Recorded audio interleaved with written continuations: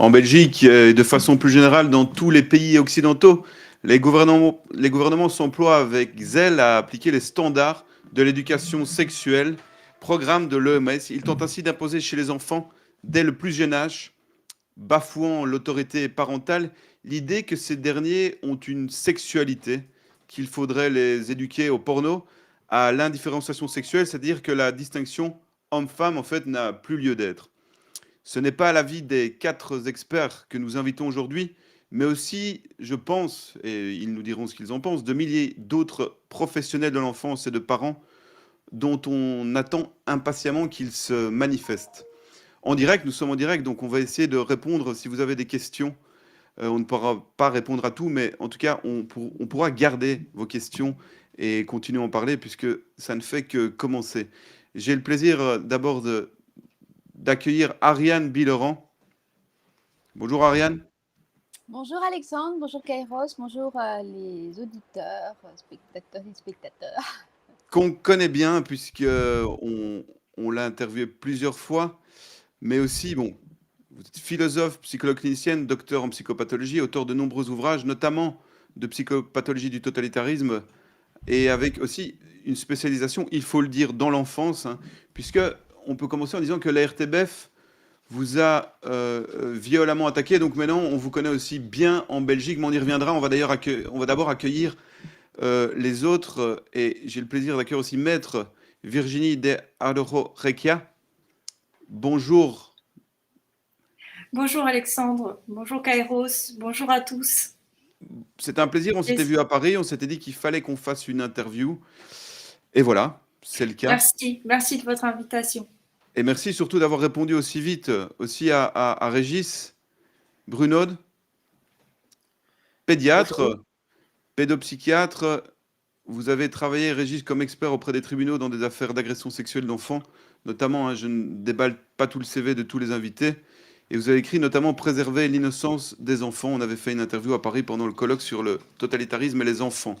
On attend encore Amandine Lafargue qui devra arriver, mais on va déjà commencer. Je disais, Ariane Bileran, que récemment, la RTBF a commis un article où, c'est incroyable cet article, hein, où elle attaque plusieurs personnes, le docteur Frédéric Goreger, Kéros, Zèbre, et vous aussi, Ariane, comment vous avez ressenti, vécu cet article? Parce que ça tourne, hein, Jean-Dominique Michel aussi a fait une émission sur la RTBF, c'est incroyable que les Français parlent de la RTBF, c'est assez rare. Comment vous percevez ça dans le contexte actuel? Eh bien, je perçois ceci de manière extrêmement positive, en réalité, puisque, bon, comme je disais à mes collègues, moi j'avais prévu de rester un peu tranquille après le 13 mai, 6 ans que j'alerte sur ces standards pour l'éducation sexuelle en Europe. Mais, eh bien, effectivement, avec ces attaques à l'inté et ces atteintes à ma réputation, je suis donc obligée de reprendre le sujet. Donc, on va effectivement. Dans ces attaques, on nous explique que je serais une pseudo-experte, donc une négation assez impressionnant. Je rappelle, Amandine Lafargue, nous avons écrit Psychopathologie de la pédophilie en 2013. Il est paru aux éditions universitaires d'UNO, hein, donc c'était notre expertise. Au départ, j'ai une expertise dans l'enfance maltraitée. J'ai fait des expertises judiciaires, j'en fais encore sur les plaintes de harcèlement. Donc, c'est extraordinaire. Et en fait, nous sommes assimilés, donc, si j'ai bien compris, alors nous travaillons en réseau, mais alors ces journalistes sont vraiment tout à fait... c'est le niveau qu'à niveau, en fait. Hein. Donc, le réseau avec lequel je travaille, j'ai fait une réponse donc, sur mon site, le degré 0 du réseau. C'est un réseau de professionnels de santé mentale de l'enfance et de juristes et d'avocats. Donc, effectivement, il y a bien un réseau de professionnels. Et ce réseau n'est pas en train de comploter contre le pouvoir. Si le pouvoir le vit comme ça, c'est tout à fait paranoïaque. Hein. On voit bien le niveau d'interprétation délirante qui est fait. J'aurais des accointances avec telle et telle association. Ce sont des associations de protection de l'enfance. Donc c'est extraordinaire. Le pouvoir se sent donc menacé par des professionnels de santé mentale de l'enfant. et des associations de protection de l'enfance. C'est extraordinaire. Parce que nous, les psys, nous faisons peur aux parents. Donc, je voudrais quand même rappeler que nous, les psys, nous savons qu'il est très important d'avoir quelques inhibitions avant certains passages à l'acte. Et qu'il serait très important que, effectivement, avant ce grand déploiement de sexualisation tous azimuts des enfants, il y ait quelques réserves et quelques inhibitions.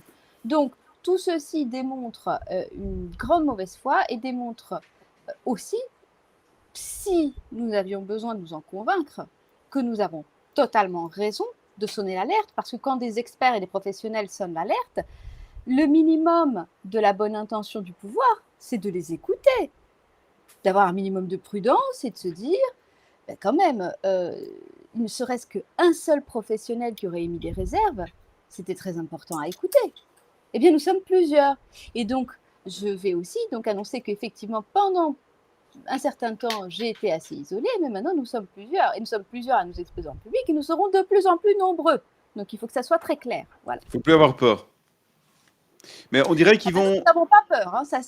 Je veux dire, nous irons jusqu'au bout de notre intégrité, de notre expertise. C'est ça qu'il faut quand même.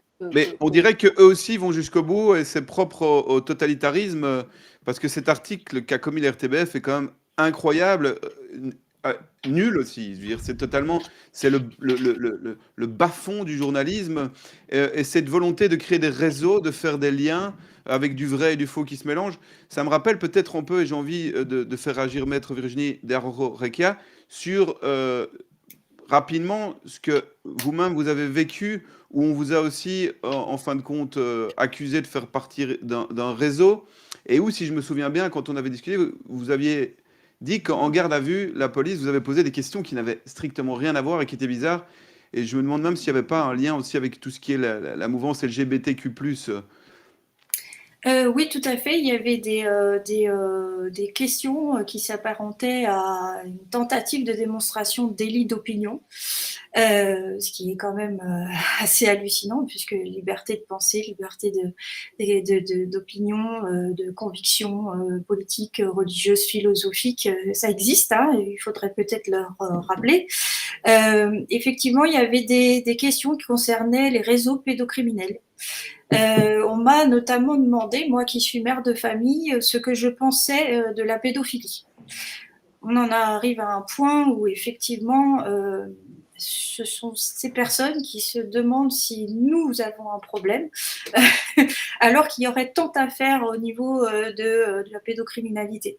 Donc oui, j'ai eu ce genre de questions, alors que je ne traitais pas ces questions à l'époque. C'est ça qui est curieux, oui, rappelez rapidement Mais ça t'a donné envie de le traiter, c'est ça qu'il faut dire, ça lui a donné envie de le traiter. Complètement. Alors, ça dépend à qui on le fait, effectivement. Quand on le fait à quelqu'un comme moi, eh bien, il ne faut pas me donner d'indices.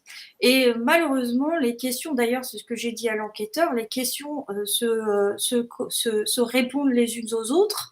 Et en fait, ça m'adressait en fait une liste des sujets les plus importants qui souhaiteraient mettre sous le tapis. C'est quand même malheureux, mais c'est comme ça que je le lis. Et je les ai délivrés in extenso dans une communication suite à ma garde à vue.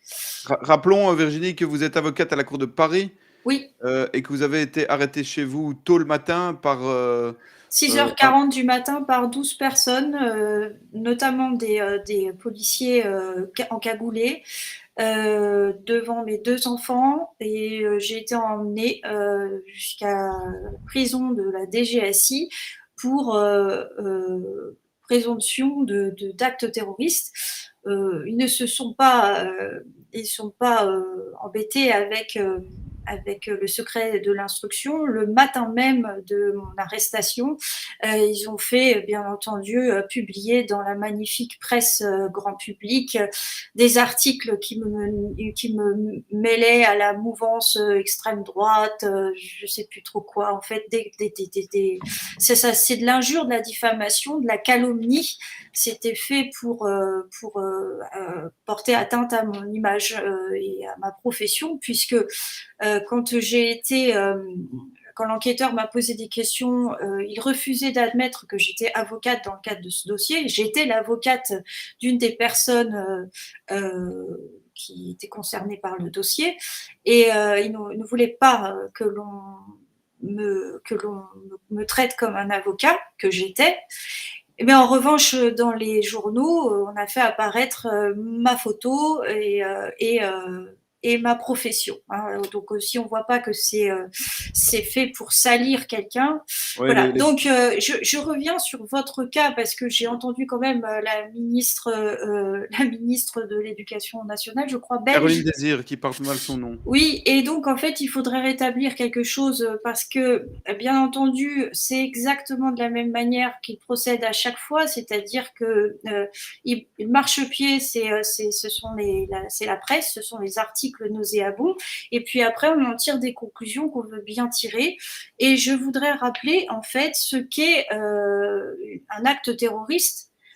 Et par rapport notamment à vous qui êtes de simples alerteurs, très importants, mais je veux dire qui n'ont pas procédé à quoi que ce soit de répréhensible sur le sol belge, c'est la même chose pour la France. Hein. Je rappelle en fait que les actes terroristes des actes attentatoires à l'ordre public, notion qui correspond à un état sociétal idéal caractérisé par le bon ordre, la sécurité, la salubrité et la tranquillité publique, la moralité publique, ainsi que la dignité de la personne humaine. Or, c'est justement ce que vous tentez d'obtenir par toutes vos actions, c'est le retour au bon ordre et notamment à la moralité publique. Donc, c'est un contresens, c'est une inversion accusatoire, comme on a l'habitude de le voir bien souvent. Donc, voilà, je voulais donner cette indication-là, parce que le terme terroriste, c'est un terme qui permet d'ouvrir, comme pour ce qui a été fait à mon encontre, d'avoir les plus grandes largesses en matière d'enquête, d'écoute téléphonique, et voilà. Et donc, ça permet également de donner une telle image que la population, après, n'y verra rien de mal à ce que l'on tente de vous faire taire. Or, le mot terrorisme, c'est un mot extrêmement important. Je l'ai d'ailleurs utilisé moi-même dans le cadre de mon rapport de novembre 2020 qui s'appelait Dictature 2020, terrorisme, État, atteinte aux intérêts fondamentaux de la nation et crimes contre l'humanité. En fait, ce que je reproche à la justice, c'est de regarder ce qui se passe en dessous, mais jamais ce qui se passe au-dessus. Notre système judiciaire n'est quasiment pas fait pour qu'on regarde ce qui se passe au niveau de l'appareil étatique. Ouais, Voilà, c'est comme si aujourd'hui l'opposition, le terrorisme, c'était une opposition à la doxa, et que tous ceux qui ne suivaient pas le discours officiel de la caste médiatico-politique étaient terroristes. Il faut savoir qu'en Belgique, ils ont dit que ceux qui s'opposaient à l'Evras seraient suivis de près par la sûreté de l'État. Donc ça va sans doute être mon cas à moi, le cas de Kéros. Justement, j'aimerais revenir sur des éléments qui appuient le guide Evras, donc le guide à la vie l'éducation à la vie relationnelle, affective et sexuelle, et poser une question à Régis Bruno, donc, qui, je le rappelle... Alexandre, juste un tout petit Tu voulais dire point. quelque chose? Oui, je voulais rajouter par rapport au propos de Virginie, pardon d'interrompre, mais que nous avons diffusé une interview de Maître Derorekia dans l'Antipresse au mois de juillet sur 2 numéros qui expliquent exactement tout ce qu'elle a vécu. Ce sont des méthodes totalitaires. Il n'y a pas, donc j'invite les gens à aller prendre connaissance de cette interview qui est présente sur le site de Virginie. Je voulais aussi dire qu'effectivement, cette accusation, donc on glisse du complotisme au terrorisme, c'est une accusation sur les opposants politiques. Ça n'est que ça. Et qu'il y a quand même un paradoxe extrême de la part de ce pouvoir, qu'il soit en Belgique ou qu'il soit en France, de nous expliquer que cette éducation sexuelle, c'est pour protéger les mineurs des abus, et dans le même temps de nous expliquer que les réseaux pédophiles, ça n'existe pas. Hein. Donc les pédophiles, ce sont toujours des prédateurs isolés. Ils voient des vidéos de viol d'enfants, mais ces vidéos, elles ont été réalisées par des prédateurs isolés. Ils ne se mettent jamais ensemble. Hein. C'est le cas Marc Dutroux, quoi. Un paradoxe je veux dire, si le pouvoir, il voulait vraiment protéger les mineurs des abus sexuels, premièrement, il s'occuperait effectivement de ces pédophiles qui se mettent en réseau pour pouvoir commettre leurs méfaits. Et d'autre part, il s'occuperait des institutions, de l'institution judiciaire. On a le juge Édouard Durand qui nous a expliqué qu'il y avait 3%, parce que moi, dans mes chiffres, j'avais 6% selon les ministères de la Justice, de plaintes de viols sur mineurs qui aboutissent. Donc, on a 11 000 plaintes en 2021 et 700 condamnations. On se moque de qui, en fait? Donc, ce n'est pas pour la protection de l'enfant, cette éducation sexuelle. Ça, c'est très clair. Voilà, je voulais juste... Oui, c'est leur discours, donc c'est un mensonge. Oui, donc, oui, je voulais demander à Régis Bruno, je voulais lui citer. Donc, il y a l'EVRAS est un guide, mais aussi des recommandations où il y a beaucoup plus de pages aux enseignants, à ceux qui vont intervenir, qui était signé par énormément d'associations, planning familial, et notamment le planning familial a écrit ce qu'il appelle le lexique trans. Et je voudrais vous demander en tant que pédiatre, et puis d'autres vont réagir aussi, vous pouvez tous réagir. Il a écrit le lexique trans et j'étais un peu voir. Donc c'est une structure, je rappelle, signataire de l'EVRAS. Et le mot sexe est défini dans ce lexique comme un construit social basé sur des observations moyennes des différences biologiques entre les genres.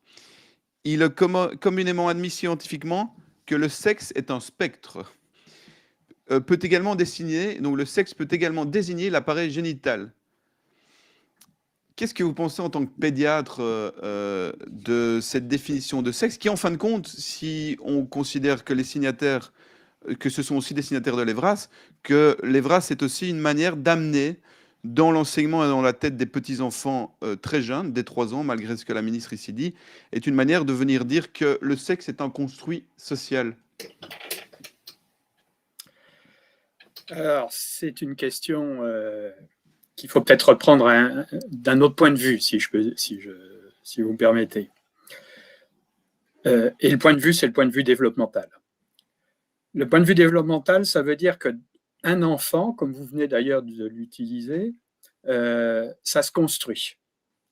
Et ce n'est pas construit dès le départ. Et ça, c'est valable dès le départ, c'est-à-dire même avant la naissance.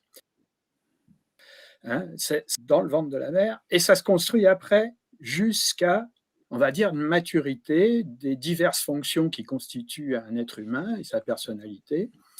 Il n'y a aucune fonction, à ma connaissance, qui soit purement de l'esprit, si je peux dire, ou même du social. Il y a toujours un aspect biologique dans notre personnalité.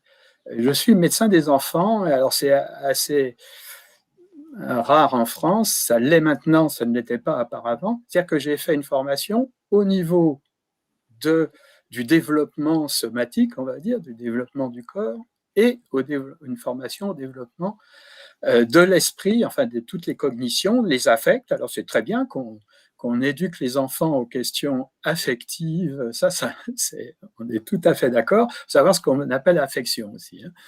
Donc, il n'y a pas encore de sexualité chez l'enfant. C'est aussi simple que cela.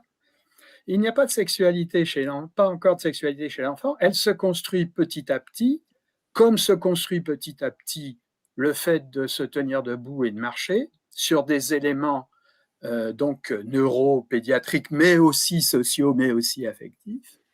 On est bien d'accord sur le lien entre tout ça. C'est pareil, par exemple, pour le langage. L'enfant, il a une langue à la naissance, il a un cerveau, mais tout ça n'est pas encore prêt à faire du langage, de la langue orale, et encore moins de la langue écrite. Il va falloir toute une construction pour ça. Et donc, ce n'est pas parce qu'un enfant a des jambes qu'on dit qu'il marche à la naissance, et ce n'est pas parce qu'un enfant a une langue et un cerveau qu'on dit qu'il est à la naissance.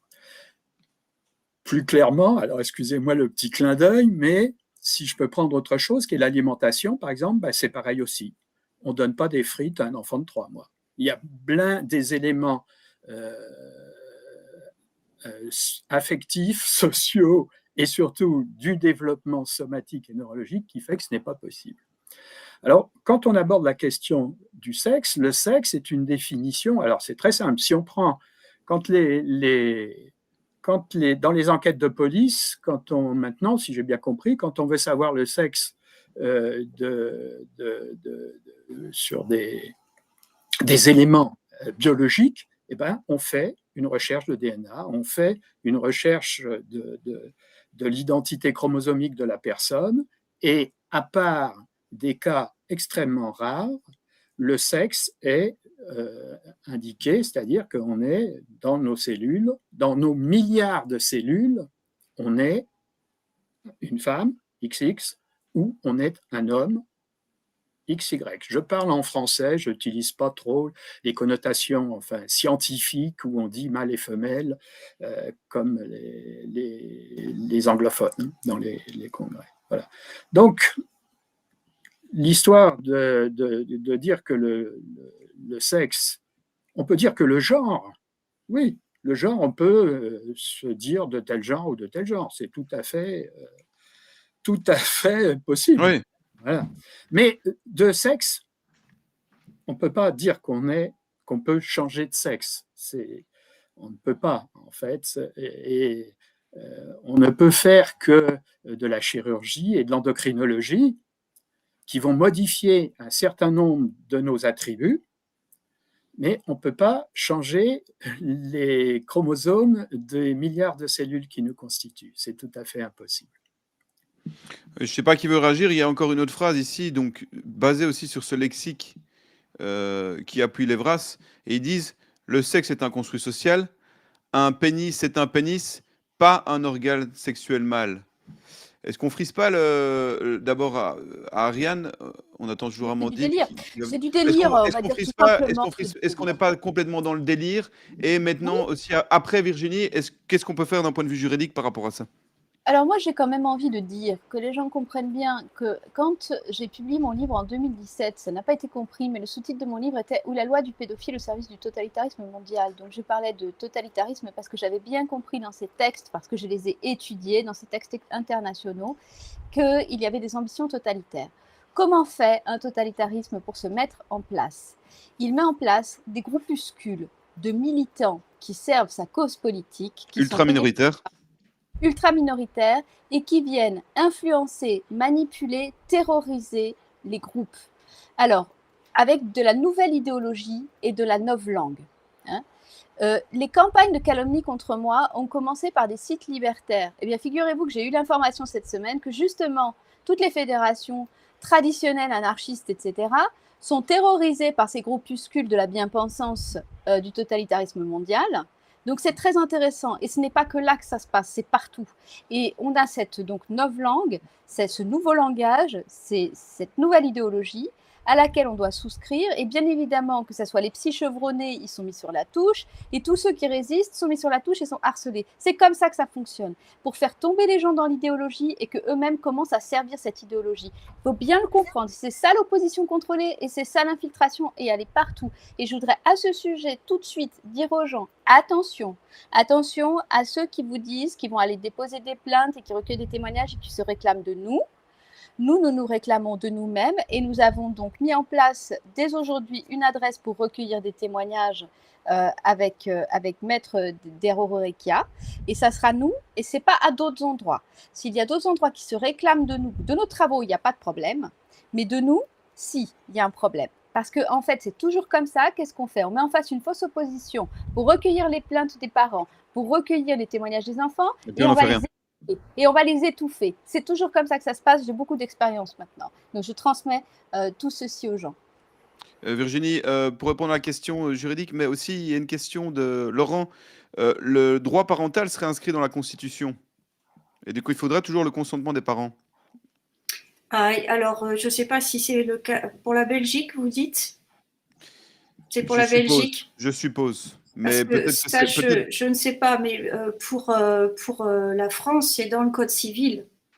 C'est aussi de toute façon dans la Convention des droits de l'enfant, hein, si on veut aller au-delà des textes supérieurs, la Convention des droits de l'enfant dit bien que il faut à tout prix que les États respectent l'autorité parentale. Donc, je ne sais pas ce qu'il en est, je ne veux pas vous dire de bêtises en ce qui concerne la Belgique. Mais en tout cas, vous avez la Convention internationale sur les droits de l'enfant qui est très claire sur le sujet et elle est contraignante, celle-ci, contrairement au texte sur l'éducation à la sexualité. Peut-être. Il faut quand même préciser, Virginie précise le fait que c'est très très fragile aujourd'hui par rapport à tout cet édifice de l'OMS. Ah mais complètement, alors complètement. En ce qui concerne l'éducation à la sexualité, on a en réalité une infiltration de cette idéologie et idéologie des lobbies en fait. Moi, j'avais juste une ou deux petites choses à dire, c'est que déjà il n'y a que dans des pays ultra progressistes et modernistes à l'extrême que l'on se pose la question savoir si on est un homme ou une femme. C'est quand même quelque chose pour moi qui est complètement illogique. Et on assiste effectivement à une infiltration d'une ultra-minorité et une poussée de cette idéologie pour la majorité. Et c'est ce qui aussi, je pense, Ariane le confirmera, c'est ce qui aussi démontre le côté totalitaire de la chose. Je voudrais dire que pour tous les pays d'Europe, qu'on a quand même une décision de la Cour européenne des droits de l'homme qui vous dit que dans le cercle scolaire, on n'endoctrine pas les enfants.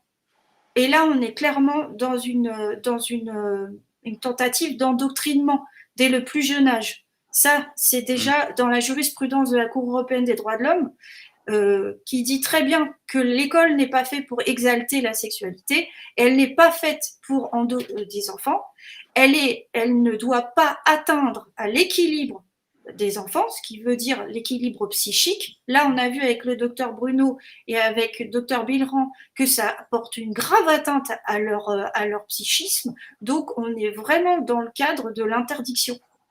Et ça vaut pour la France, pour la Suisse, pour la Belgique, pour tous les pays qui sont membres du Conseil de l'Europe. Donc, et puis, effectivement, donc, si on revient sur les standards sexuels de l'OMS, ce ne sont pas des textes contraignants, mais on les voit s'infiltrer.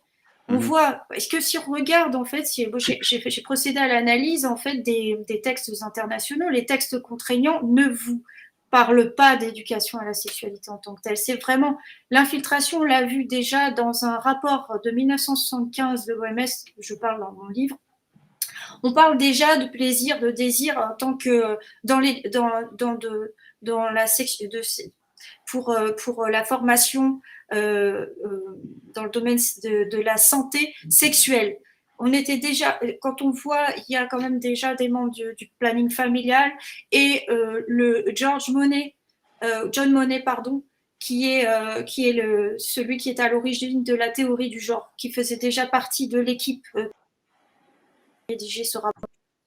Ça remonte déjà à longtemps. On voit ces équipes, CESUS, planning familial, etc., pousser avec ces déclarations sur les droits sexuels et donc l'OMS maintenant, qui est en charge maintenant de pousser ça, les faire introduire cette idéologie dans les corpus juridiques nationaux. Et c'est ce qui se passe notamment en France.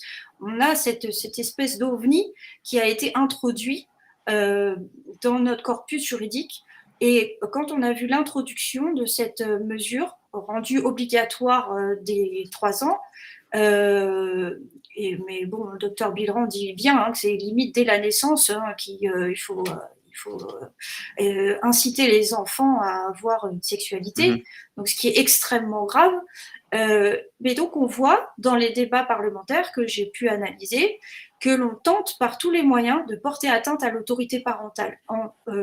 Parce que il faut dire une chose, c'est que la sexualité fait partie du domaine en droit du respect de la vie privée et familiale. Avec l'OMS qui introduit cette idéologie, on fait glisser la sexualité dans le domaine de la santé, ce qui leur permet en fait de faire en sorte que l'État fasse une sorte d'ingérence en fait dans la vie privée familiale. Donc c'est complètement l'autorité parentale qui est attaquée, parce que c'est en principe, et ça rejoint l'étude du Dr Bilran et du Dr Bruno, c'est que ça fait partie de qu'on trouve comme principe en philosophie et dans tout ce qui est psychisme de l'enfance, l'analyse, ça se retrouve aussi en droit.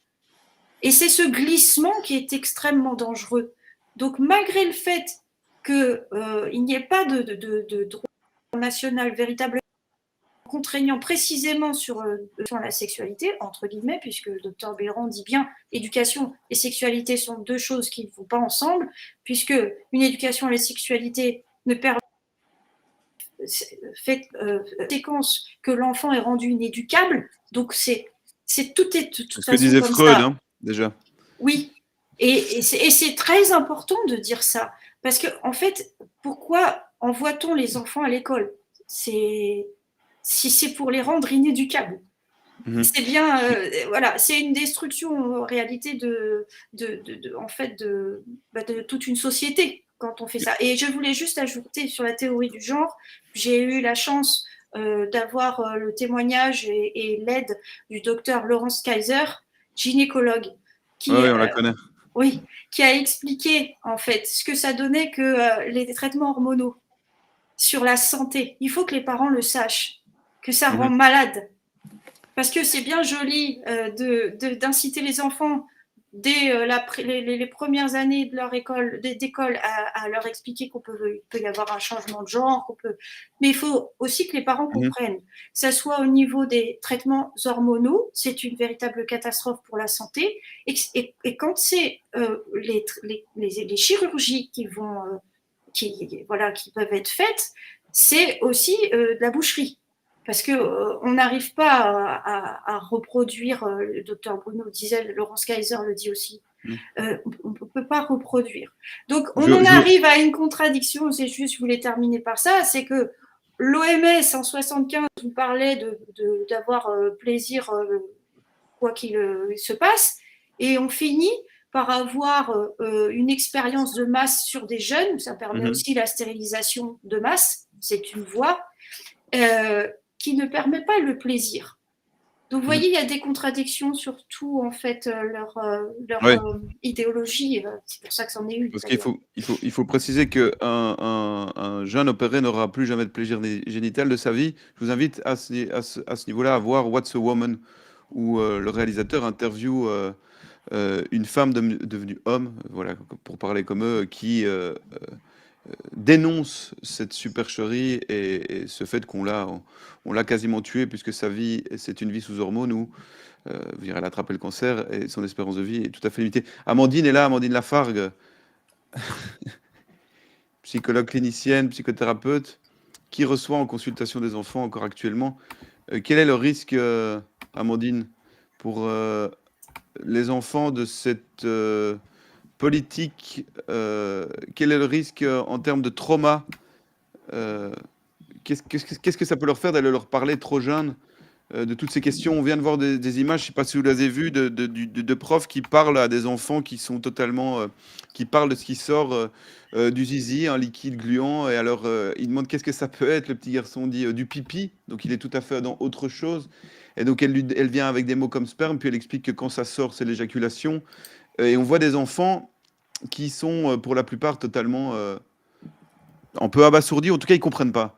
Qu'est-ce que ça peut leur faire? Est-ce que c'est des futurs enfants qui pourraient être en consultation? Oui, bonjour, je ne sais pas si vous m'entendez, c'est bon? Très bien.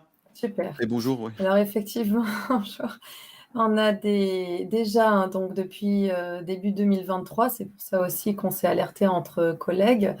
Au tout début que certains établissements ont mis en place ces cours d'éducation sexuelle, on a très rapidement reçu dans les cabinets des enfants qui étaient confus, qui étaient dégoûtés. Donc là, maintenant que ça s'est installé, puisque c'était depuis janvier, on a des enfants qui somatisent. Alors, voilà, c'est l'effet Garcia de la préparation de la théorie de la préparation de Seligman, c'est-à-dire qu'ils commencent à associer école avec maux de ventre, etc. Donc, ils ont commencé à associer l'école avec quelque chose de désagréable. Ils présentent des troubles du sommeil. Et ils ont parfois repris leur doudou. C'est-à-dire qu'ils commencent à reprendre des jeux enfantins, des choses qui les rassurent. C'est-à-dire qu'ils cherchent à revenir à un stade vécu comme sécurisant antérieurement. Donc des nettes régressions quant à l'apprentissage et la mémorisation, et des déconnexions. Ça, c'est parce que ce qu'ils ont appris, ils savent aussi que c'est un petit peu gênant et ça leur prend de l'énergie dans la tête. Donc toute une partie de leur mémoire, de leur concentration est retenue à digérer ce qu'ils ont reçu comme enseignement et à supporter le choc. Donc ils ont une partie de leur cognition qui est occupée à digérer ça. Et certains se réfugient dans l'imaginaire où tout était beau à cette époque-là, des attitudes de repli. Donc on en a beaucoup qui sont encore en état de choc. Ils ne comprennent pas pourquoi la maîtresse, qui est encore une figure d'autorité, un modèle, leur a dit des choses comme ça. Ils se sentent trahis par les maîtresses qui leur ont dit des choses peut-être un peu trop tôt. Ils avaient bien conscience, voilà, ils sont un petit peu dégoûtés. Ou de leurs parents qui ne leur ont pas dit les choses comme il faut. Donc j'avais pris des exemples pendant le colloque du 13 mai, voilà là-dessus. Donc pourquoi nos enfants ils sont dans cet état? C'est parce qu'on leur a appris effectivement par exemple à se caresser telle ou telle partie du corps pour se faire plaisir sexuellement, des mots ils n'avaient jamais entendu parler de ça. Ensuite, on leur a dit où est-ce qu'ils pouvaient le faire, dans quel lieu. Donc, ils ont appris qu'on pouvait se toucher dans tous les lieux où on était tout seul, la cuisine, enfin des choses qui ont été, voilà, la salle de bain. Donc, maintenant, quand ils vont dans ce lieu, ils peuvent associer à des choses et ça leur fait encore des mal au ventre ou on leur parlait de cette notion de satisfaction, c'est-à-dire qu'on leur a appris la notion d'érotisme. Là où eux, ils n'étaient même pas encore dans la notion de sensualité. Donc, ils ont été aussi éduqués à des normes sexuelles. On leur a dit, par exemple, la majorité des personnes se masturbent tout au long de leur vie. Voilà. Donc, les enfants qui ont suivi ces cours, je vous ai dit, difficulté de mémorisation, de concentration, somatisation, ils ont dû diminuer aussi une partie de leur traitement de l'information. Donc, ils sont plus lents, voilà, dans les apprentissages. Ils ont un état de fatigue psychique, physique, parce qu'ils ont dû encaisser des moments anxiogènes pour eux. On en a certains qui présentent des faiblesses de l'estime de soi. En fait, on a altéré leur potentiel. En fait, ils se sont désensibilisés de leurs sensibles et on les a coupés parfois de leur bon sens. Est-ce que tu me trouves jolie? On a vu cette fameuse vidéo du drag queen qui demande est-ce que tu me trouves jolie? Les enfants qui n'étaient pas encore effractés lui répondent spontanément non. Vous voyez, comme qu'est-ce qui peut sortir du zizi? Du pipi. Hein. À mon âge, je suis censée savoir que ça. Et puis, on va leur dire ah ben, c'est pas gentil que tu me dises que je suis pas belle. Et donc, on est en train de biaiser leur bon sens. Effectivement, normalement, ils doivent voir qu'il y a un petit peu un loup, quoi. Et là, on leur dit, tu n'as pas à dire que ça te déplaît au regard. Voilà. Donc, tout ça, ça a quand même un impact sur leur santé mentale. Et d'ailleurs, certains éléments de ces préoccupations, de la digestion des cours qu'ils ont eus, commencent à se lire dans leur jeu. Pas seulement qui jouent au docteur, mais aussi à des questions. Tu voudrais être fille ou garçon plus tard, voilà, si on y prête un peu attention. Donc, pour être clair, ces enfants qui auront grandi dans un monde régressé, c'est des enfants qui ne vont pas voir forcément où il y a le biais, vraiment comme un poisson qui évolue dans l'eau, il ne vous dit pas voilà, qu'il évolue dans l'eau, c'est-à-dire que ça aurait été normal que la maîtresse leur a parlé de ça, par contre, ils auront une impression d'étrange. Et leurs ressources émotionnelles aussi auront été hypothéquées. Ils auront plus de mal à être empathiques puisqu'on n'a pas été forcément avec eux. Ils vont intégrer ces pratiques parce qu'on leur a expliqué que c'était normal et ils vont pratiquer ce qu'on leur a inculqué. Donc ça veut dire que les enfants vont pratiquer parce qu'ils auront été sollicités pour ça. En fait, ils auront été transgressés. Je vous parlais d'une jeune fille qui avait, je vous parle d'une enfant de 8 ans, hein, on est bien chez les en dessous de 9 ans, qui en étaient à des compulsions de rechercher une vidéo qui l'avait choquée, parce qu'il y avait eu un mélange de plaisir de regarder quelque chose qui n'était pas de son âge, mélangé avec le chaud entre les jambes qu'elle avait ressenti à ce moment-là.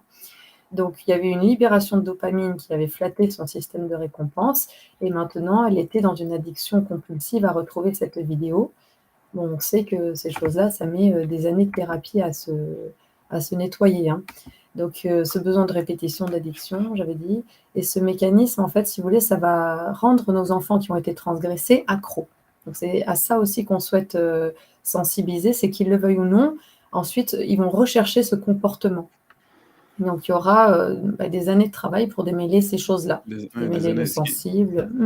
Ce qui est traumatisant aussi, c'est qu'ils font tout ça sous le prétexte de faire bien, et au fait, ils font le mal. Et donc, pour un clinicien aussi, qui reçoit en cabinet, c'est aussi avoir l'impression de faire du palliatif, de soigner. La société était déjà pas très bien, mais là, il rajoute une couche et on reçoit de nouveau des patients en plus qui auraient pu être évités. Mais on a une question à laquelle Ariane veut bien répondre. Donc, je la lis. Ces cours qui existent depuis plusieurs dizaines d'années consistent en 2 heures en 6e primaire et 2 heures en 4e secondaire, donc que vous avez suivi aussi, ne consiste en rien dans les mensonges obscènes que vous racontez. Je suis très déçu. Alors, moi, je peux juste dire que c'est faux, en fait. Si vous allez lire Lévras, il joue sur les termes et puis je te laisse la parole, Ariane, mais sur le fait qu'il donne des animations en 6e et en 4e ou le contraire. Mais il y a les animations, il y a des interventions, et il y a un 3e terme. Et donc, ils peuvent intervenir à n'importe quel moment à partir de la 3e maternelle. Alors, je voulais dire qu'effectivement, quand nous étions jeunes, nous avons reçu en général au collège un petit cours sur le préservatif et la prévention des MST. Et puis ça s'arrêtait à quelque chose qui était de l'ordre de l'explication de l'anatomie, etc. Sauf que, chère madame, les programmes ont considérablement changé. Et la prise de pouvoir de l'OMS sur les États, et c'est cela qu'il faut comprendre au niveau des standards pour l'éducation sexuelle en Europe, dont on m'a dit pendant des années que ce n'était qu'un petit document qui n'était pas contraignant, eh bien ce document-ci a valeur de contrainte, tout simplement parce qu'on le voit, car les États récupèrent l'idéologie, le contenu et la référence de ce document à travers les ministères de la Santé, ce qui leur permet ensuite de rentrer dans les écoles avec des intervenants qui ne sont pas formés. Et en 2017, j'ai recueilli des témoignages de psy qui me disaient « Tu te rends compte, on commence à être sortis, on nous met vers la sortie pour l'éducation sexuelle pour nous remplacer par qui ? Par qui ? Par les intervenants des lobbies. Formation éducateur sexuel, il y avait un organisme qui s'appelait Sésame que j'ai appelé. 3 jours de formation, pas de casier judiciaire. Ensuite, vous rentrez dans les écoles et faites ce que vous voulez. Donc l'âge, c'est pas le même. Les contenus sont pas les mêmes. Donc il faut vous renseigner, madame, avant de nous calomnier. Est-ce que je peux intervenir 1 minute ? Oui. Je voudrais dire en fait que le texte de loi français a été donc étudié au Parlement. Ça va regrouper 2 choses que je voudrais dire. C'est déjà d'une part, d'après les débats parlementaires, l'intention du législateur n'était pas que les professeurs s'occupent de l'éducation à la sexualité. Alors, pour que ça soit bien clair, je vais vous lire l'extrait. Et ça va aussi rejoindre ce que dit le docteur Bilran. C'était à l'Assemblée nationale, première séance du 30 novembre 2000 sur la loi 2001 qui a introduit cette mesure. Voilà ce que dit Madame Marie-Thérèse Boisseau, qui est à l'origine de cette mesure parlementaire. En matière d'éducation à la sexualité, dans notre pays, tout reste à faire, disait Monsieur Neuwirth en 1967. Nous sommes en 2000 et je pourrais tenir les mêmes propos. Cette éducation n'est pas l'affaire des parents. Au risque de paraître brutal, je dirais qu'ils sont très maladroits et qu'ils ne sont sans doute pas les mieux placés en ce domaine, génération après génération, pardon. Déjà, donc, ça n'est étayé par rien, mais voilà. Elle n'est pas non plus l'affaire des professeurs. Il n'y a pas de contradiction sur la suite. Donc, dans l'intention du législateur, le professeur n'est pas concerné. Donc là, tous les enseignants qui donnent des cours d'éducation à la sexualité, ce n'est pas conforme à l'intention du législateur. Elle est l'affaire des intervenants extérieurs.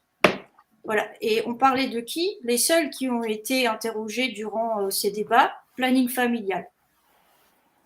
Quand on voit les origines, l'idéologie et les fondateurs de ces structures, Virginie, rajoutons qu'il ne met pas d'âge minimum au consentement sexuel de l'enfant. Et ce sont des associations de protection de l'enfance qui me l'ont témoigné en 2017. Exactement.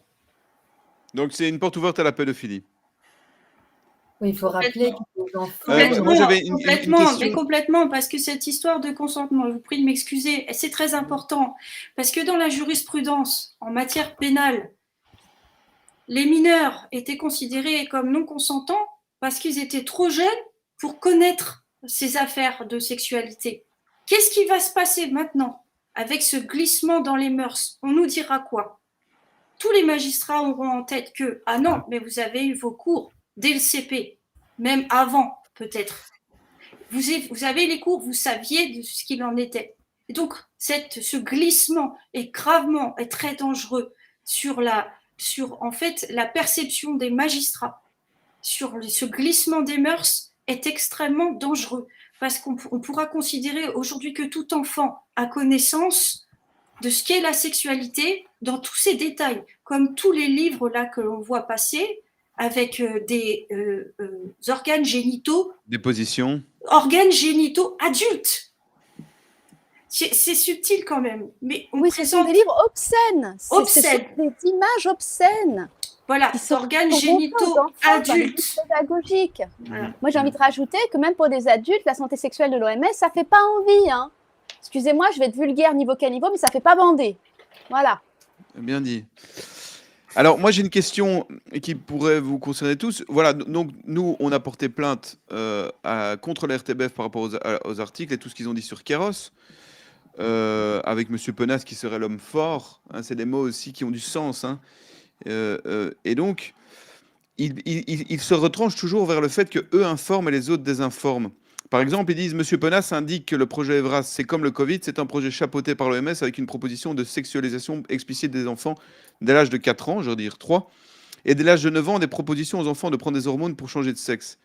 On est vraiment, donc il me cite de nouveau, on est vraiment dans une destruction de ce qui fait l'être humain en fin de compte. » Et donc, et ça, c'est une réponse des avocats de la RTBF où ils citent ce que moi je disais. Et donc, ils sont toujours dans une position où nous avons l'information, puisque nous avons le monopole de la représentation du réel, comme disait Alain Cardo. Et donc, vous êtes dans la désinformation. Qu'est-ce qu'on fait? Bon, nous, on essaie d'informer et tout ça, de toucher d'autres gens, mais qu'est-ce qu'on fait contre ça, en sachant quand même qu'ils vont être de plus en plus virulents? Qu'est-ce qu'on fait pour... voilà, qu'est-ce qu'on fait tout court? Qu'est-ce que vous pensez? Qu'est-ce que ça vous fait? Qu'est-ce que ça suscite en vous Amandine? Oui, moi, je peux peut-être faire un parallèle avec les familles où nous avons de la pédophilie. Vous avez deux positions. Tant que rien n'est dévoilé, tout continue. Et puis, quand enfin c'est dévoilé, on va accuser le messager. Donc, elle est folle, ça n'a jamais pu arriver, mais ça ne va pas, etc. Mais on a en même temps, puisque vous vous rappelez qu'il y a un paradoxe, et si c'était vrai, de toute façon, sa jupe était trop courte. Ou et de toute façon, si c'était vrai, c'est-à-dire les deux doivent coexister. Donc là, vous avez tout ce que vous racontez est faux. Bah déjà, si tout ce que vous racontez, c'est faux, on n'aura pas besoin de se dépasser pour le faire. On va dire les gens verraient par eux-mêmes que ce qu'on raconte, c'est faux. Donc, si on se prend la peine de justifier ou en tout cas d'en parler, c'est que ça commence à être suffisamment embêtant et que des gens commencent à se renseigner. Mais ensuite, on va faire des accusations à la personne, vous, Kairos, Ariane, je ne sais pas ce qu'on pourrait vous trouver, mais effectivement. Et ensuite, on va attaquer on va rentrer dans une deuxième période où on va dire, bon, c'est vrai, il y a ces textes-là, mais bon, de toute façon, vu que les parents éduquaient mal les enfants ou délaissaient complètement le champ de la sexualité, il fallait bien qu'on s'en occupe. C'est-à-dire tout ça, à un moment donné, va coexister dans un gros maelstrom.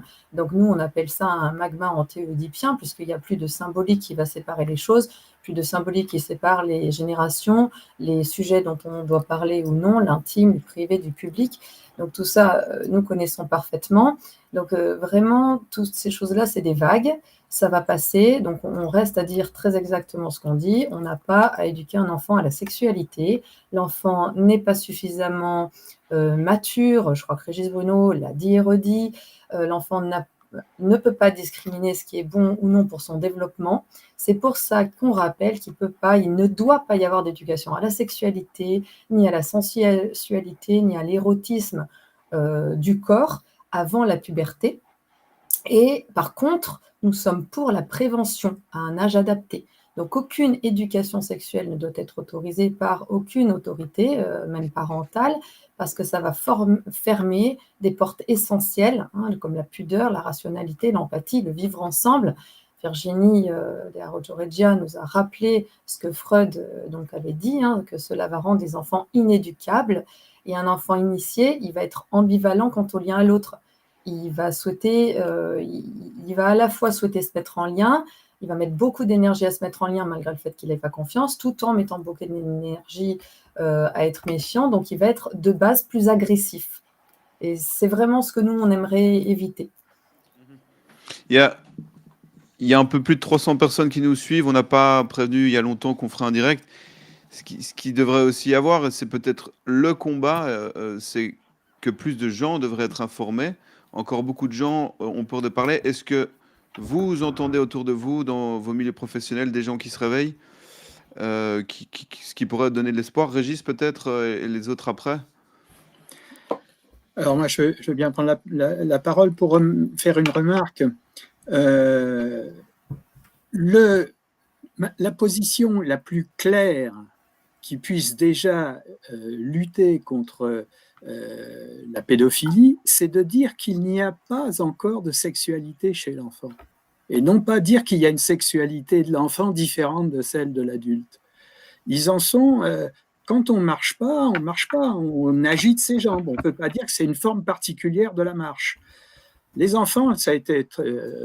je souligne ce qu'Amandine a dit tout à l'heure, c'est que quand on dit à un enfant, on essaie de lui expliquer ce que c'est que du sperme, bah lui, il pense que c'est du pipi parce qu'il en est au stade de la propreté, tout simplement. Et que la propreté, alors ça a été un des stades de Freud, mais je pense que Freud a utilisé le terme de sexualité infantile dans des thérapies d'adultes. Et il a bien dit clairement que d'assister à un coït, c'était un traumatisme. Enfin, vraiment, sa fille, Anna Freud, qui faisait les rapports entre éducation et psychanalyse, n'a jamais dit qu'il fallait faire une éducation chez le jeune enfant. Et quand on parle de 4 ans, 6 ans, il faut lire le texte de l'OMS.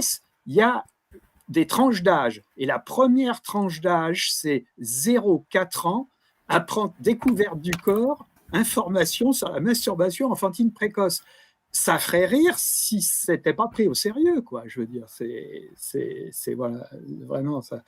Et on voit maintenant, alors on se pose la question du consentement, je dirais, avec un adulte. C'est évident que on peut pas consentir à quelque chose qu'on n'a pas, qu'on ne connaît pas. Donc l'enfant, et ce qu'on voit tout de suite, toujours dans les, enfin presque tout le temps, très fréquemment dans les histoires d'expertise, je parle au pénal, hein, des expertises d'histoire de viol, c'est rarement un dérapage. Enfin, je n'ai jamais vu de dérapage, en fait. Bien sûr, c'était des histoires au cours d'assises. J'ai pas vu d'histoire de dérapage. C'est toujours répété parce que l'enfant, lui, il est dans le jeu. Et les pédophiles le savent très bien, ils ne séduisent pas les enfants. Je parle des enfants avant la puberté. Hein. Je crois que ce n'est pas la même chose que tout à fait la même chose. Bien sûr que c'est aussi grave. Mais ce n'est pas les mêmes techniques, ce n'est pas les mêmes manières que de séduire une jeune fille qui commence à avoir les seins qui pointent un peu, les hanches qui s'arrondissent.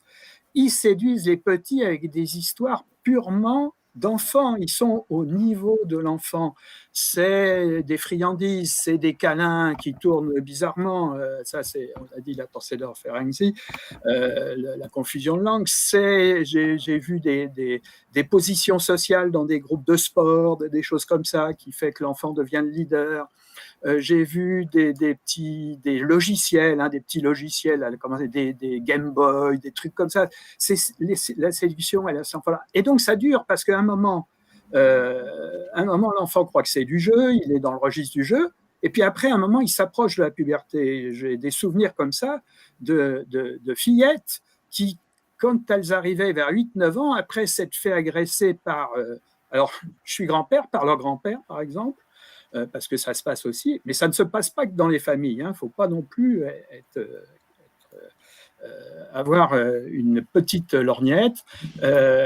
Tout d'un coup, enfin pas tout d'un coup, progressivement vers cet âge-là, elles commencent à avoir un peu plus de notion de ce qu'est la sexualité. Et c'est à ce moment-là qu'elles se plaignent auprès de leur mère, leur père. Et c'est très difficile pour elles, il faut le savoir, c'est que, comme vient de le dire Amandine, elles deviennent le mauvais objet de la famille très souvent. C'est assez terrible et il leur arrive des choses vraiment difficiles.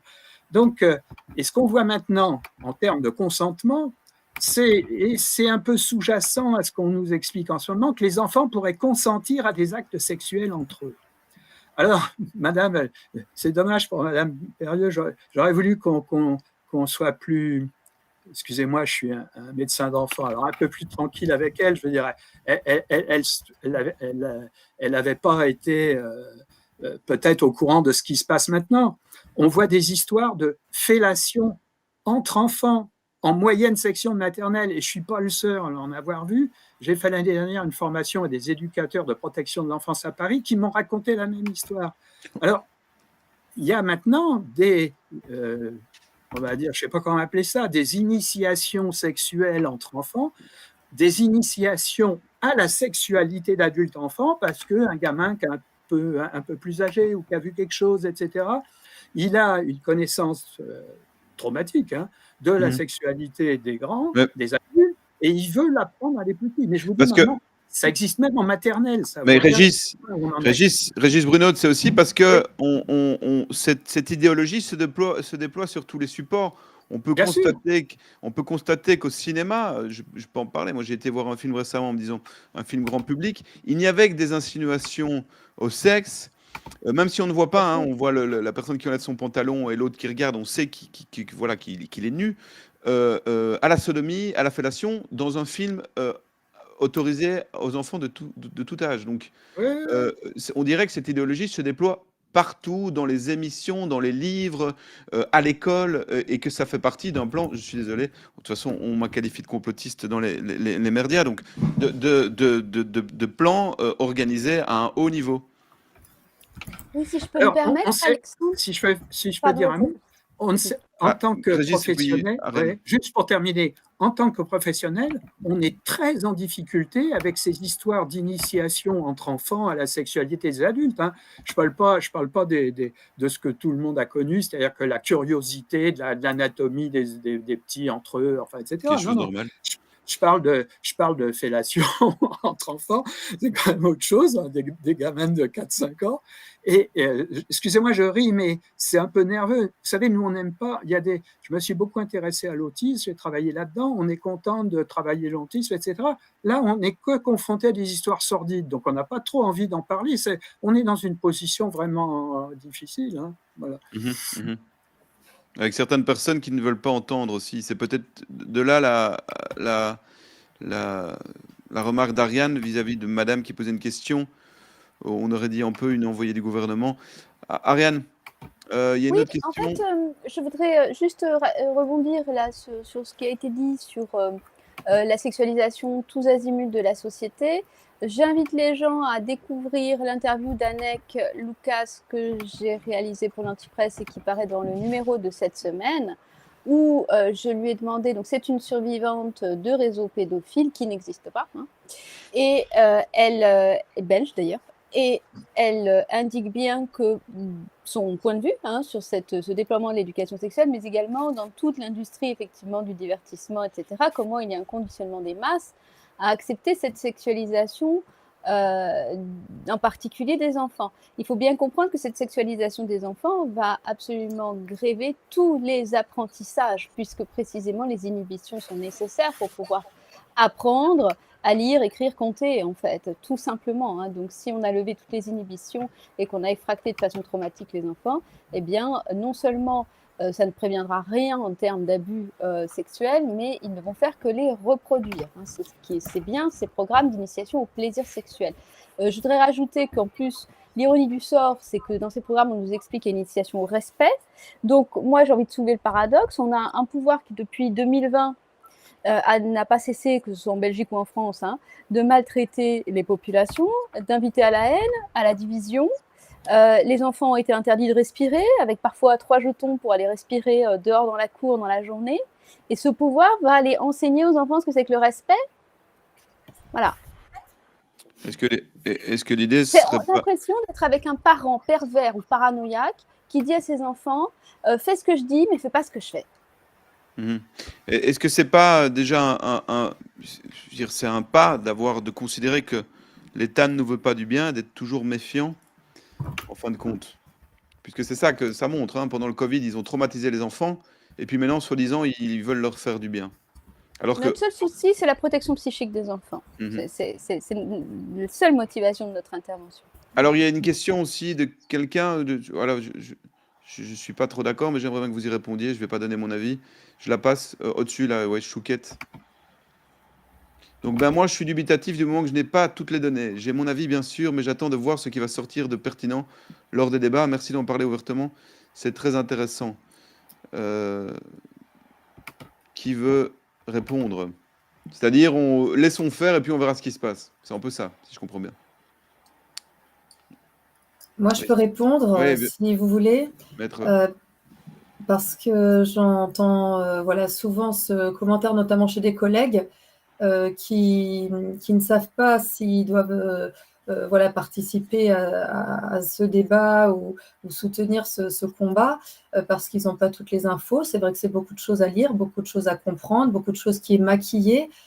Donc voilà, on a des personnes qui ont du mal aussi à accuser le coup d'être effectivement les personnes qui ne parlent pas comme il faut un petit peu en avance.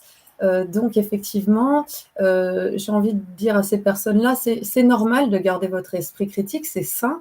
Si vous croyez que c'est facile d'encaisser quand Ariane vous annonce une affaire comme ça, ou quand voilà, Valérie Chénard vous dit, commencez à lire tout simplement, déjà une page, une autre page, passer la partie de la prévention et aller ensuite vraiment au texte. Ça peut prendre des mois, effectivement. On a beaucoup de collègues qui disent apportez-moi les preuves. Alors écoutez, on travaille sur énormément de choses.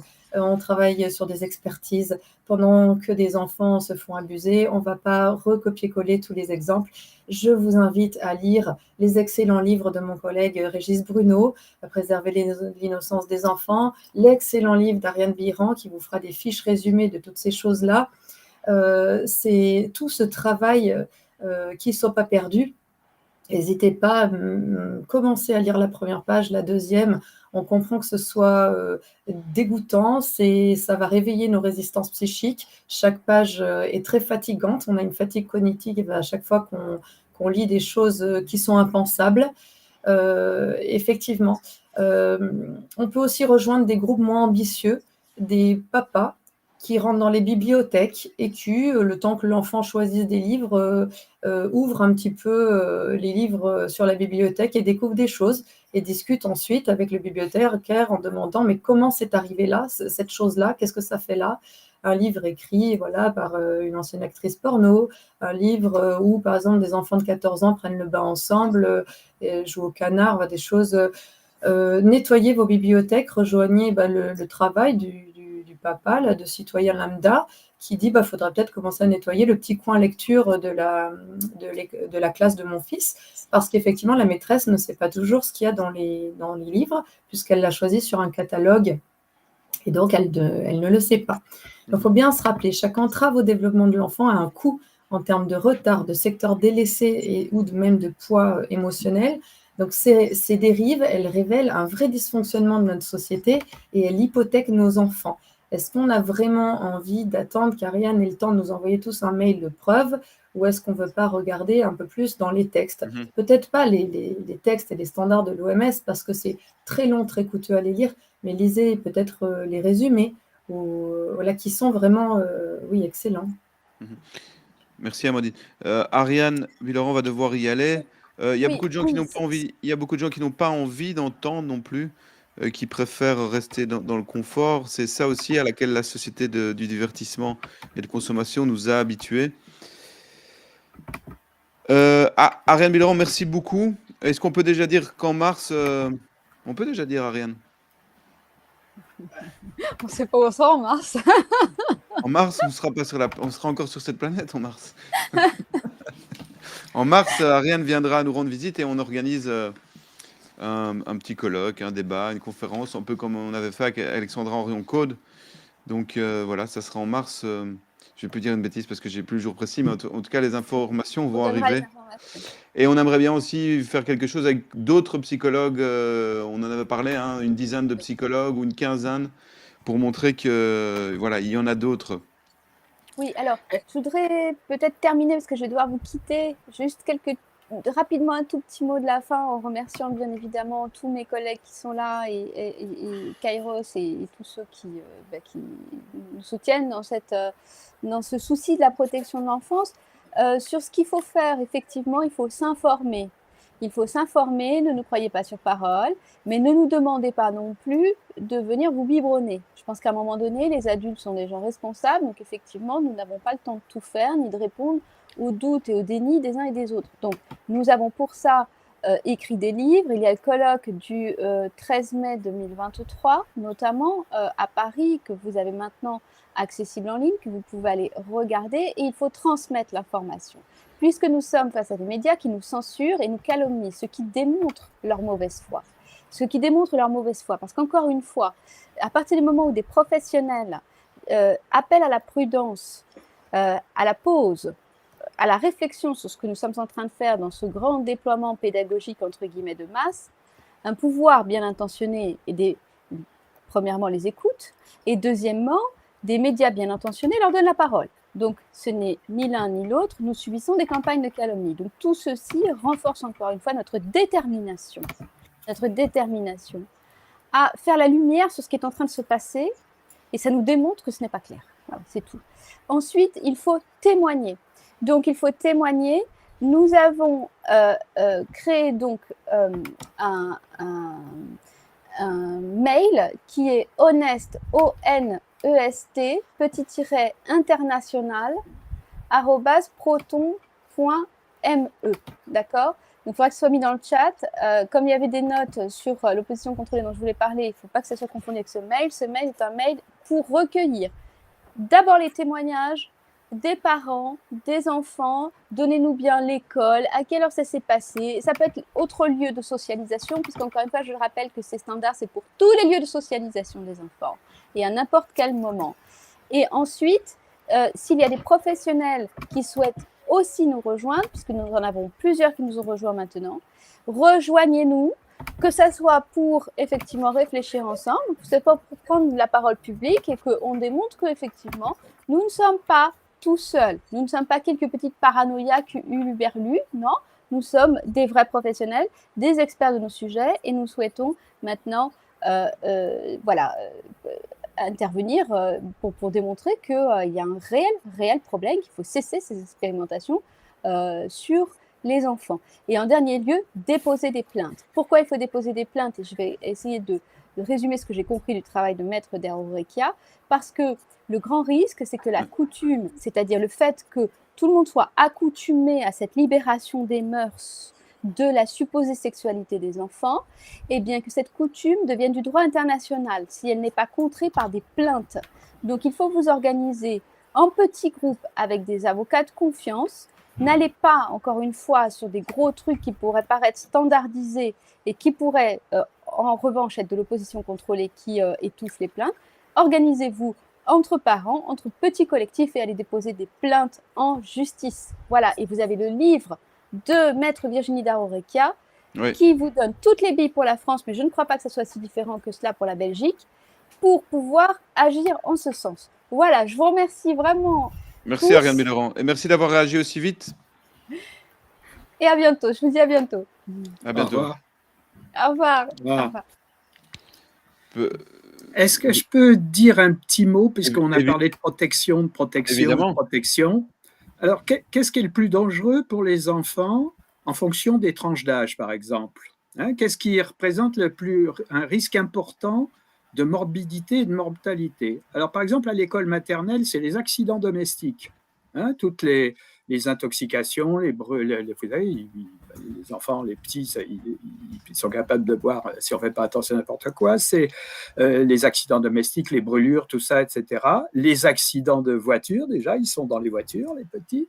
Ensuite, chez les enfants de l'élémentaire, eh bien, ce sont en particulier les accidents de la voie publique, qu'ils soient piétons, qu'ils soient petits cyclistes, qu'ils soient dans la voiture des parents, etc. Et tout, voilà, c'est ça. Et puis après, au collège, par exemple, et au lycée, c'est les accidents de deux roues, les accidents de la voie publique toujours, mais en particulier avec les deux roues. Ce sont les addictions, à toutes sortes de choses, y compris à la pornographie d'ailleurs, les addictions aux toxiques, il y a de très bons systèmes commerciaux des dealers et compagnie. Donc voilà. Donc si on veut vraiment faire de la protection, on a de quoi s'occuper.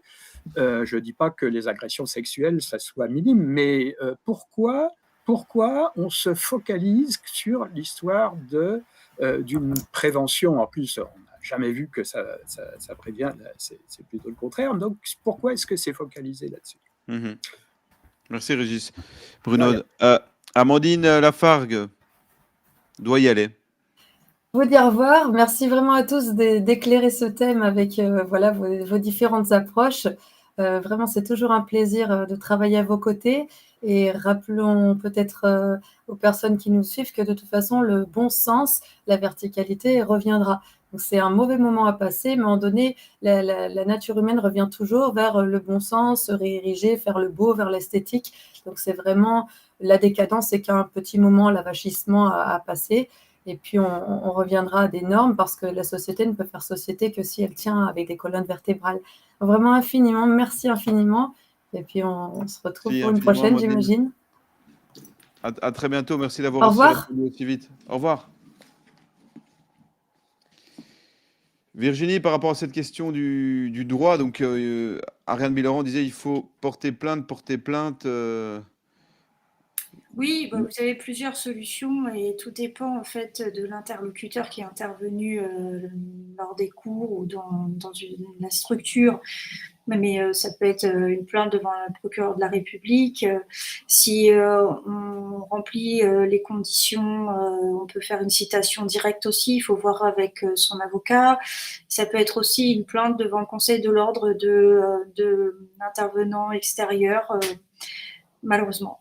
Ce qu'on est en train de faire, c'est vraiment un travail en amont avec toute l'équipe pour éviter justement qu'il y ait ces traumatismes d'enfants et des plaintes en pagaille. Parce que malheureusement, le gouvernement, notamment français, et donc je vois la Belgique, la Suisse, bon, ça prend tout prend le même chemin, mais n'a pas sanctionné et n'a pas indiqué qu'il était contre en fait ces dérives. Nous n'avons pas eu de allocution du ministère de l'Éducation nationale pour nous dire que ces événements étaient isolés et que ce n'était absolument pas ce qu'ils souhaitaient. Et puis on a confirmation par des mails qui me sont parvenus, des questionnaires qui ont été envoyés aux enseignants, dans lesquels pour les CP, CM2, il était demandé si dans les cours, il y avait notamment l'éducation au désir et au plaisir ou à l'orientation sexuelle. Je parle du CP au CM2.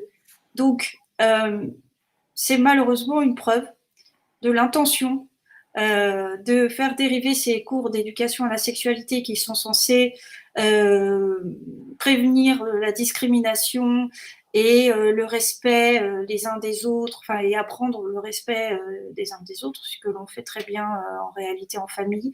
On voit clairement la dérive et elle est assumée. De toute façon, on voit dans le domaine de la vie publique une démoralisation totale, puisqu'on entend régulièrement et des images nous parviennent de démoralisation véritablement de l'appareil d'État, et de la même manière, on démoralise les mineurs, on a des faits de corruption de mineurs. Tout cela est prévu, notamment en France dans le code pénal, mais j'en suis certaine également en Belgique, en Suisse et partout ailleurs dans les pays occidentaux. Alors maintenant, c'est vraiment aux familles de faire bloc pour défendre leurs enfants. Et quand vous disiez tout à l'heure, je voulais vraiment, parce que Dr Bilaurent l'a déjà dit, la novlangue, il faut faire très attention quand on utilise les termes de l'ennemi. Complotisme, c'est un terme injurieux, parce que en fait, ça exprime le mépris. L'expression du mépris, c'est une injure en droit. Donc, le terme complotiste, c'est une injure. Il ne faut pas que ça passe dans la... Enfin, il ne faut pas qu'on s'habitue. Oui, c'est vrai qu'il y en a qui disent... Il y en a qui assument, c'était un peu sous forme d'humour, mais il y en a qui assument le terme complotiste comme si c'était valorisant. Mais Non, ça l'est pas. C'est bien de le rappeler parce que, notamment, nous, les médias de masse nous traitent énormément souvent de complotistes. On pourrait porter plainte pour que ça constitue une insulte, en fait. Tout à fait. Et surtout que vous disiez, les gens ont du mal à savoir le vrai du faux. De toute façon, ils utilisent souvent les scientifiques et les médecins pour avoir plusieurs sons de cloche, ce qui fait que les gens sont complètement perdus et puis sont obligés de s'en remettre à l'État en se disant c'est papa. L'État est notre père protecteur, donc forcément, il veut notre bien. Ce que vous disiez tout à l'heure, c'est absolument l'inverse, puisque l'État aujourd'hui est une sorte de, comme on dit en droit des affaires, société transparente, et en fait, on se retrouve avec les mesures qui parviennent de l'oligopole du dessus, des intérêts privés, certainement pas des intérêts publics. Donc, il suffit pour les gens de regarder quels sont les cursus des gens qui leur parlent, des expériences. Et quand on voit le virus et l'expérience du docteur Bruno, par exemple, de Madame Amandine Lafargue, du docteur Biran, et ben on se rend compte en fait que ce sont des experts avertis qui travaillent depuis des années sur le sujet et qui sont par ailleurs indépendants, qui ne sont rattachés à aucun lobby, aucun, comme on peut dire sur le reste, aucun conflit d'intérêts, comme pour les médecins influenceurs qui, eux, sont rattachés souvent au laboratoire pharmaceutique. Je parle de la crise dans un sens plus général. Donc, il y a une manière de trouver, c'est de regarder qui sont les personnes qui vous parlent. Parce qu'on a eu, durant toute la crise depuis mars 2020, des personnes qui se sont exprimées sans aller faire de recherche préalable sur le sujet, puisqu'on le voit bien, et qui ont eu en particulier des fiches pour ressortir à chaque fois les mêmes termes, voilà, et puis aussi ceux qui vous font peur. Voilà, parce qu'on a utilisation de la neuroscience, manipulation mentale, programmation mentale, et je rejoins ce que disait tout à l'heure le docteur Biran concernant ces témoignages de rescapés de réseaux pédocriminels. Je trouve que c'est une bonne base pour nous faire comprendre qu'on ne veut pas forcément du bien, et qu'il y a peut-être des manipulations ou des programmations qui ont été faites et qui expliquent ce qu'on est en train de vivre aujourd'hui. Alors, c'est une bonne source même si c'est extrêmement dur à écouter, parce que, bien entendu, quand on est une personne qui n'est pas du tout on est atterré, on est attristé, mais on doit à ces victimes de les écouter parce qu'elles ont beaucoup de courage, je crois que je le répéterai toujours. Et en fait, ça explique beaucoup de ce qui est en train de nous arriver. Parce qu'en réalité, la programmation mentale, les neurosciences ont été développées et elles sont en train d'être retournées contre la masse, contre nous. Donc, il est aujourd'hui possible, on a la chance d'avoir des experts tels que Dr Bruno, Dr Biran, Amandine Lafargue et d'autres qui sont en train également de s'élever et qui nous expliquent ce que sont vraiment... ce qui est vraiment la réalité, notamment le développement de l'enfant. Voilà. Donc, il y a moyen vraiment de regarder, de trouver les vraies informations, et notamment sur votre chaîne. Merci, maître de Aransgore. C'est vrai que le combat de l'information me semble, évidemment, nous sommes chez nous ici, chez Kairos, indispensable, et le combat presque essentiel. Les gens doivent être informés. Oui. Régis Bruno, un dernier mot. Oui. Alors, pour préciser justement, alors pour dernier mot rapide, nous ne sommes pas contre la préparation des enfants à leur vie affective et sexuelle d'adulte. Mais il faut faire cette préparation au niveau de leur développement. C'est-à-dire que, on n'est pas contre le fait de manifester, et c'est quelque chose qui pourrait être abordé éventuellement à l'école. Il n'y a pas de contre-indication à ça. Ce qu'est la tendresse, ce que sont les aspects sensoriels, ce que sont la vie, le respect de l'autre, ça agirait aussi, ça serait intéressant pour la prévention du harcèlement, qui est des fois, il faut le dire dire clairement, est au niveau de la sexualité. Hein, les harcèlements, il y a beaucoup d'histoires comme ça qui ont de harcèlement avec une connotation sexuelle. Donc il y a toute une aide au développement. J'appelle pas ça une éducation, moi j'appelle ça une aide au développement au niveau de l'enfant, qui est tout à fait possible, mais en se citant bien en se situant bien à ce niveau-là. Alors, on dit oui, c'est pas à l'école de s'occuper de cela. Là, je vois, c'est exact. C'est exact. Ça ne peut être qu'avec les parents. Et alors bien sûr, je sais que les écoles n'aiment pas ça, que les parents se mêlent des programmes. C'est parce qu'il y a des parents, il faut être clair, il y a des parents qui sont en difficulté avec ça, et en particulier à l'adolescence. Alors je parle aussi d'une autre expérience, c'est que j'ai animé des groupes d'adolescents, collège et lycée, on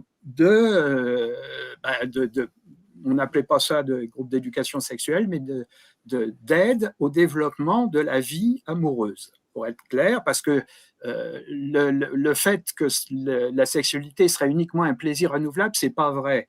C'est-à-dire que ça implique effectivement d'avoir des relations sexuelles avec quelqu'un, et on le voit bien en particulier chez les jeunes filles, chez les adolescentes. Voilà. Et donc,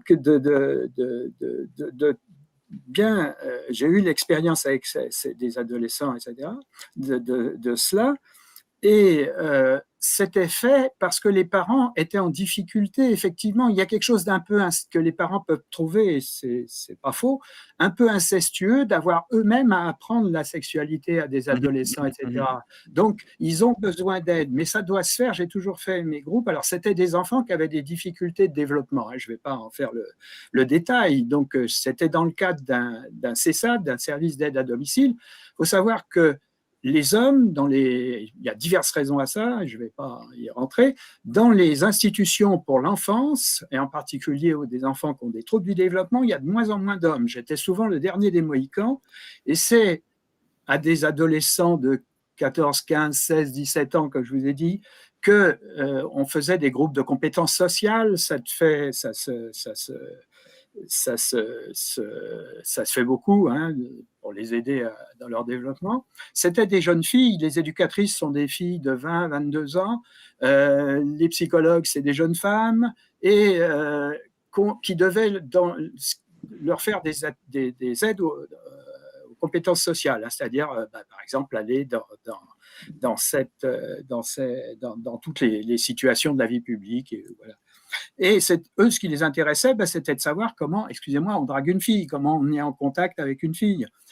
Et ça amenait une situation de confusion importante. Donc, je me suis retrouvé à faire ces groupes-là, mais c'était avec l'accord des parents. Et pour être clair, la dernière séance se faisait même, les adolescents étant là, avec les parents. Bien sûr qu'on ne rentrait pas dans l'intimité, parce que c'est ça aussi, on demande des fois des choses maintenant aux enfants et aux adolescents, hein, dans les collèges, des choses très intimes, qui n'ont pas envie de sortir devant une classe de 25, 30, et c'est là que c'est difficile. Alors, je suis d'accord qu'il y a des situations, il y a des familles où laquelle ça se passe bien, je vois un peu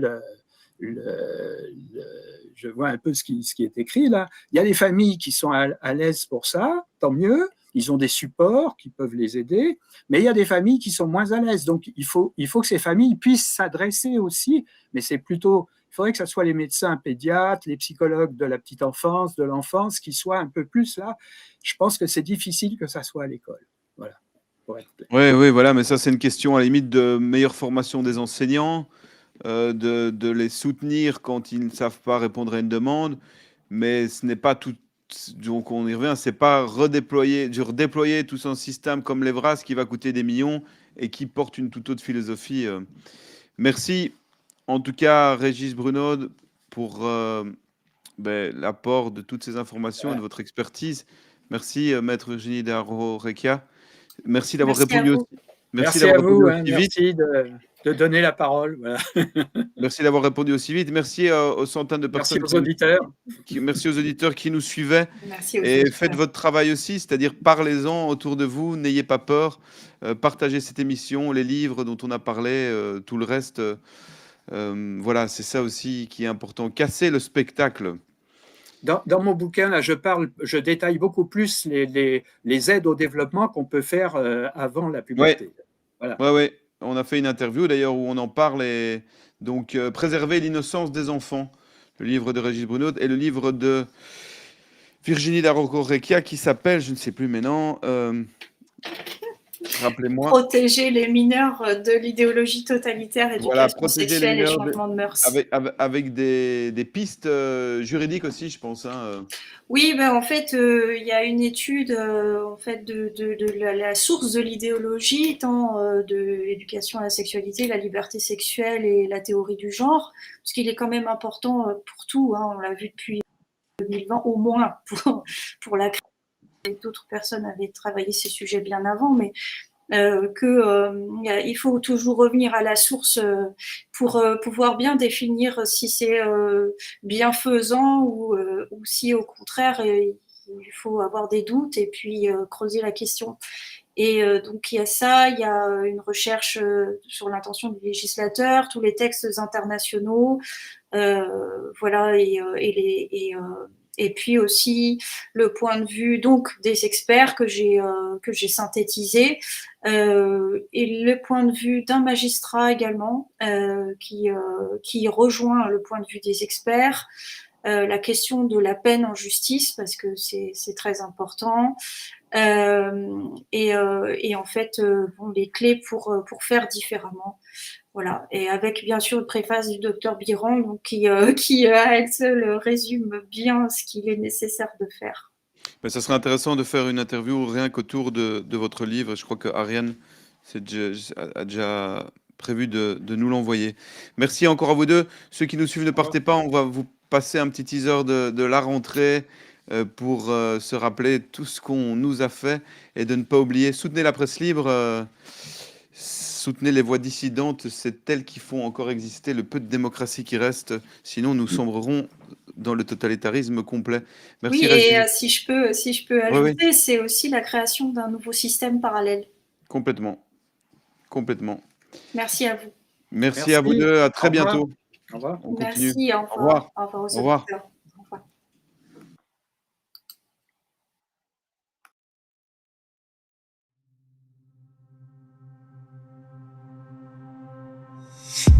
Nous n'avons pas encore, à l'heure à laquelle je vous parle, déterminé si oui ou non le vaccin protégeait du risque de contamination.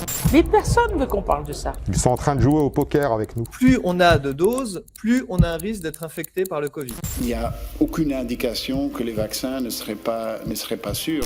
They're not good at infection blocking. Il n'y a aucun problème et ceux qui vous disent qu'il pourrait y en avoir, ce sont des complotistes. Si on génère l'angoisse, on va paralyser les gens. Notre pays est au niveau d'alerte Covid 4. Portez un masque, gardez 1 m 50 de distance, limitez-vous à un contact rapproché, pensez aux personnes vulnérables, travaillez à domicile, aérez les espaces intérieurs.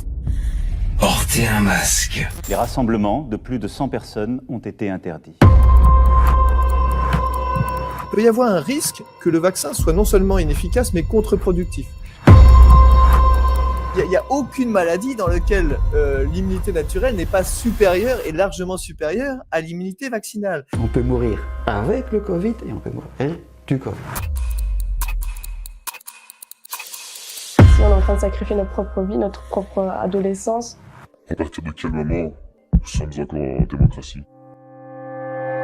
La commission continuait de cacher les SMS échangés entre elle et le PDG de Pfizer. Vous dites que c'est dangereux, les gens vont pas se faire vacciner. Il n'y a pas de bon marqueur de l'efficacité vaccinale. Il n'y a aucun corrélat de protection. Un nombre répété de doses favorise des anticorps, ce qui s'appelle les IgG4, qui ne sont pas là pour protéger, mais au contraire pour rendre l'organisme tolérant à un corps étranger.